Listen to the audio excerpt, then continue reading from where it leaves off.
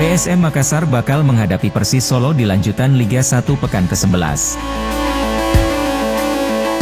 Kedua tim sama-sama berambisi untuk meraih kemenangan.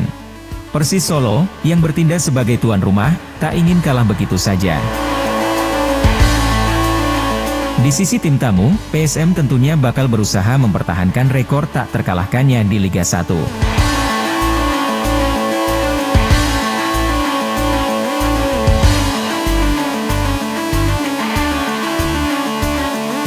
Selain itu, laga antara kedua tim bakal jadi ajang reuni Ferdinand Sinaga. Kedragon harus bertemu dengan mantan klubnya, PSM Makassar.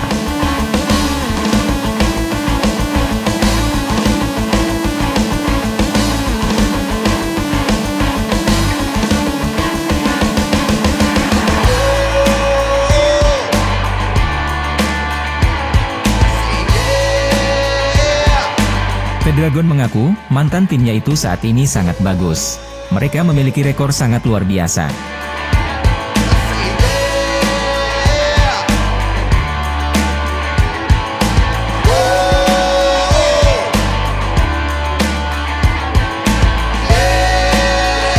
Di sisi lain, pelatih PSM Makassar Bernardo Tavares menegaskan timnya akan berjuang habis-habisan untuk mempertahankan rekor fantastis.